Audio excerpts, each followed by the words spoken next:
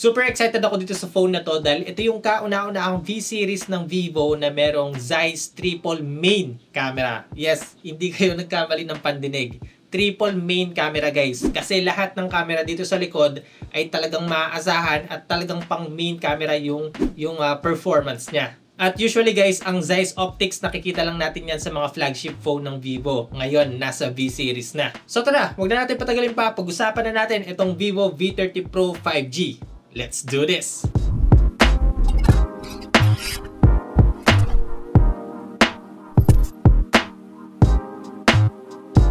What's up guys? Ako nga pala si Poy and welcome back sa channel. So game, i-reveal ko na sa inyo guys kung magkano itong phone na to. So itong Vivo V30 Pro 5G, para sa official SRP nito, 34,999 pesos siya na may 12GB of RAM, 512GB of storage. Sa mga interesado dito, naglagay na ako ng official link dyan sa description box. Check nyo na lang. Okay, so gusto ko na agad pag-usapan yung camera nitong Vivo V30 Pro 5G dahil bukod sa ito yung pinaka main highlight ng phone, talagang gusto kong ipakita sa inyo yung kakayahan ng camera nito. But before that, here's the camera specs nitong Vivo V30 Pro 5G. Meron itong 50 megapixel camera with OIS na may Sony IMX920 sensor. Meron din siyang 50 megapixel telephoto camera na may Sony IMX816 sensor. 50 megapixel ultra-wide camera na may GN1 sensor. At meron din siyang 50 megapixel front camera with autofocus. Sabi ko naman sa inyo, yung camera system nito ay talagang maaasahan. 50 megapixel ba naman lahat? So kahit nagamitin natin yung pinaka main camera niya, yung telephoto, yung ultra-wide, kahit yung sa front camera niya, talagang makakakuha tayo ng detailed at clear shots. Ito para sa akin, ito yung pinakamatinding camera feature nitong Vivo V30 Pro 5G. It can shoot up to 4K 60 FPS sa lahat ng camera. Yes, sa main, sa telephoto, sa ultra-wide, maging sa front camera. 4K 60 FPS. So kahit nasa ang scenario, any camera angle, you will get the best of the best. Ito, sasampulan ko na lang kayo ng montage or isang maiksing cinematic film gamit itong Vivo V30 Pro 5G.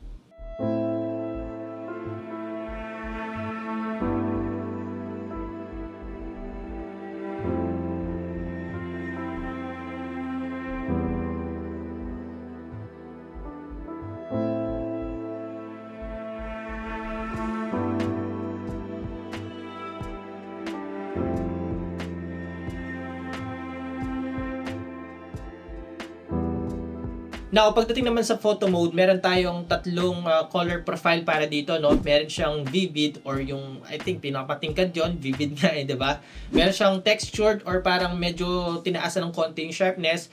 And then, of course, yung ating Zeiss mode or yung pinaka-natural color tone. Ito yung kung ano yung nakikita natin sa real life, yun yung ika-capture niya. Which is, yun naman yung madalas kong ginagamit. Pagdating naman sa portrait mode, meron tayong iba't ibang pagpipilian na Zeiss parang bokeh effects, no? At yun nga, nag-stone ko rin sila dahil meron siyang iba't ibang styles and filters na pwede nating pagpilian para mas maging unique pa at mas maging maganda pa yung mga shots natin dito. Now, yung isa din sa main feature ng camera nitong Vivo V30 Pro 5G, of course, hindi mawawala dyan ng kanyang Aura Light 3.0. So kung mapapansin nyo guys, yung Aura Light natin dito sa Vivo V30 Pro 5G, sobra yung in-upgrade niya dun sa previous generation nito na Aura Light 2.0.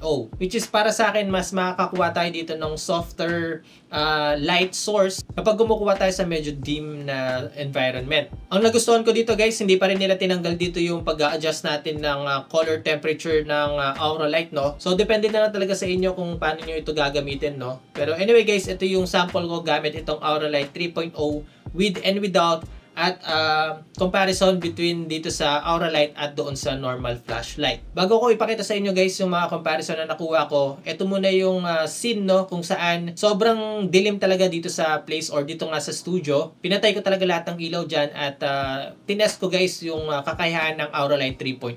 And as you can see, talagang lumiwanag yung place kung saan tinututok natin yung Aura Light. At itong nakikita nyo ngayon, ito yung kuha natin sa Aura Light versus sa normal na flashlight nito. So kung makikita nyo, sobrang layo talaga ng difference ng dalawa, no? Kung makikita natin sa Aura Light, very soft yung tama ng ilaw niya. Kumbaga, parang balance, no, yung exposure natin dito. While dito sa normal na flashlight, kung makikita nyo sa bandang face ng subject natin, mas maliwanag siya compare dun sa background or sa may bandang body niya. So ito yung talagang gusto nating i-achieve, no, kapag ginagamit natin itong Aura Light. Kumbaga meron tayong sariling softbox sa phone. So yun yung pinaka main use nitong Aura Light, no, para mas maging soft yung light niya kapag kumukuha tayo. So yeah, overall guys, talagang nagustuhan ko, namangha talaga ako sa camera performance nitong Vivo V30 Pro 5G. Madalas ang nirereklamo natin guys, yung main camera meron siyang 4K, and then pagdating sa ultra wide wala na siya, or sa telephoto 1080p na lang, and then pagdating sa front camera 1080p din. Dito guys hindi, wala tayong irereklamo dito dahil lahat 4K recording. Okay, ngayon naman gusto kong ipakita sa inyo ng close up yung design naman nitong Vivo V30 Pro 5G. Itong unit na nasa akin ngayon, meron siyang flower petals pattern or design sa likod. Tapos matte finish siya. Then meron din siyang curved back panel, no, which is very comfortable hawakan, and very slim and lightweight lang itong phone. Pasensya na kayo kung meron kayong narinig na tulo ng ulan. Tuwig ng ulan ng tulo. Ano? Ang nagustuhan ko pa dito guys, meron siyang parang chrome finish, no, sa kanyang frame, no, kaya nag-contrast yung matte finish doon sa frame niya. Ngayon naman, sige, Kuya Poy, super panalo sa camera yan, di ba? Pero kumusta naman kaya yung kanyang performance at yung kanyang display? Okay din ba? Para dito guys, sa Vivo V30 Pro 5G, meron siyang 6.78-inch curved AMOLED display na merong 120Hz na refresh rate. Maganda yung pagkakaproduce ng kulay sa display nito guys. Vibrant siya, and then clear na rin.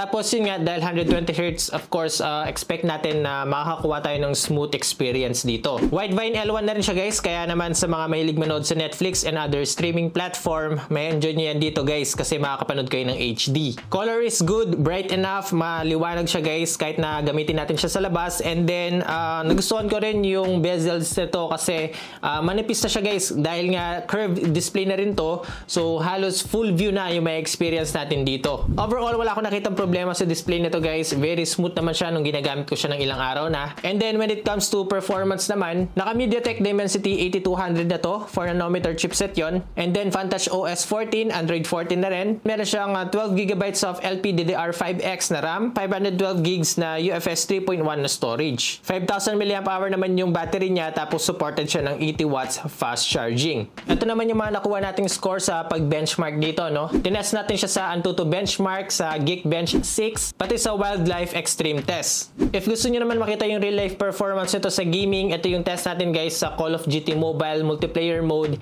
at sa Genshin Impact.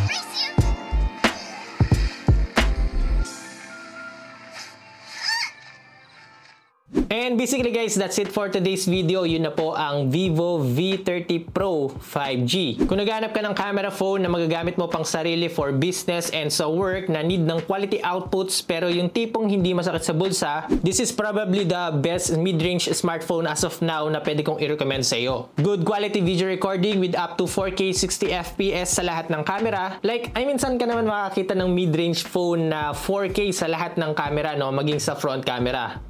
Ito yon. Ito na yun, wag ka na yung maghanap ng iba. Meron siyang good quality sensor, tapos sinamahan pa natin ng Zeiss Optics, no? Yung Zeiss Tech, talagang may enjoy natin dito sa lahat ng camera niya. And for me, one of the best camera feature na meron dito yung pagkakaroon niya ng collaboration with Zeiss, no? Na para sa akin, okay na okay talaga yung image processing niya. Yung overall algorithm ng Zeiss talagang nagustuhan ko, very natural. Hindi siya yung oversaturated, hindi siya yung processed. Kumbaga wala siyang halong gimmick, pure shots lang talaga. Display para sa akin is okay din kasi 120Hz na rin, tapos curve pa, tapos AMOLED pa. Performance, nakita nyo naman guys kung okay siya sa gaming, nakita nyo naman sa Call of Duty Mobile and sa Genshin Impact. Talagang na-handle naman niya na maayos. So what more sa day-to-day use lang? For example, media consumption, pa TikTok, Facebook, pag-scroll lang, panonood ng vlog sa YouTube, talagang kayang-kaya nito. Now, bago ko tapusin itong video nito, meron lang akong dalawang bagay na gustong i-share sa inyo guys, no, patungkol dito na kailangan nyo i-consider muna bago kayo bumili. Number one is hindi siya dual stereo speakers. Meron siyang mono speaker dito guys. Audio quality is good naman sa speaker nitong Vivo V30 Pro 5G, no. Hindi naman ako nakulangan ng quality sa kanya, though for me yung volume niya is medyo nasa average lang kasi nga hindi naman siya dual speaker. So isa lang yung pinaglalabasan niya ng tunog. So para sa akin medyo bitin lang ako sa volume. Para sa akin hindi siya deal breaker dahil madalas naman akong gumagamit ng wireless earphones. I'm not sure na lang sa inyo, no, kung ang madalas nyo lang ginagamit ay yung speaker ng phone. Pero karamihan siguro ng mga nanonood ngayon meron ng at least wireless earphones, no, na ginagamit nila ngayon. Kasi meron mga mura na lang na earphones ngayon na talagang high quality na rin. Pangalawa guys na gusto kong i-share sa inyo ay hindi siya expandable. So meron lang tayo ditong dalawang nano SIM slot, wala siyang micro SD card slot. So para dito guys na kayang mag-shoot ng hanggang 4K, no, sa lahat ng camera nito kahit sa front camera niya, make sure lang na meron tayong external drive or meron tayong laptop or PC na pwedeng pag-transferan ng photos and videos para in case lang na maubusan or mapuno yung storage nito, ready tayo. Pero for me guys, yung 512GB is sapat na kasi dito sa phone ko na ginagamit kong personal, kahit na nagsushoot ako ng 4K, madalas ako nagpipicture, hindi ko naman siya nauubos. So yun lang naman yung dalawang bagay. Bukod doon, sobrang nagustuhan ko talaga itong Vivo V30 Pro 5G. So again guys, sa mga interesado dito, kung naliwanagan kayo or medyo natulungan ko kayo makapag-decide dito sa video na ito, yung official link nito nandiyan na sa description box. Check nyo na lang. Alright, so hanggang dito muna sa ngayon guys. Ako nga pala si Poy, unboxing anything just for you. Ay,